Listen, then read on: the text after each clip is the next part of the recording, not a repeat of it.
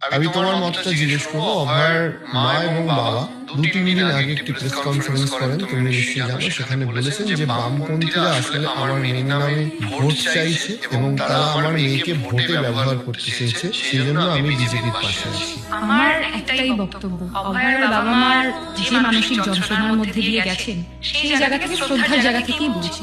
ওনারা এটা ভাবতেই পারেন, কিন্তু বামপন্থীরা যখন আন্দোলন করেছে, হাজার হাজার লাখ লাখ মানুষ যখন রাস্তায় নেমেছে, ছাত্ররা যখন রাস্তায় নেমেছে, বাচ্চা বাচ্চা ছেলেমেয়েরা যারা রাজনীতির কিচ্ছু বোঝে না, তারাও যখন বাবা মার সাথে একটা এরকম ভয়ঙ্কর ঘটনার প্রতিবাদে নেমেছে, তারা কেউ জানতেন না। এবং আরো একটা ইম্পর্টেন্ট কথা, যারা গাড়িটা আটকে ছিলেন তারা কেউ জানতেন না যে অভয়া ব্যক্তিগতভাবে কোন রাজনৈতিক দলের সমর্থক বা পছন্দ করেন। একটা ঘৃণ্য ঘটনা ঘটেছে, একটা অমানবিক ঘটনা ঘটেছে, একটা পাশবিক ঘটনা ঘটেছে। সেই ঘটনার বিরোধিতা করা, সেই ঘটনার বিচার চাওয়া, অভয়ার বিচার চাওয়া, নির্যাতিতার বিচার চাওয়া, সে যে কোনো দলমত নির্বিশেষে মানুষ হোক না কেন, তার হয়ে বিচার চাওয়া, এটাই আমাদের কাজ, এটাই মানুষের কাজ ছিল। মানুষ সেটার জন্যই নেমেছিল রাস্তায়। এবং অভয়ার বাবা মা হয়তো ভুলে যাননি যখন তারা দাবি করলেন যে আমাদের সিবিআই তদন্ত চাই, এই রাজ্যের সরকারের উপর আমাদের ভরসা নেই। তারপরে ওনারা বাইরেও গিয়েছিলেন এবং সেখানে গিয়ে দেখা করতে চেয়েছিলেন, সেখানে ওনাদেরকে দেখা করেননি, অমিত শাহ ওনাদের সাথে দেখা করেননি।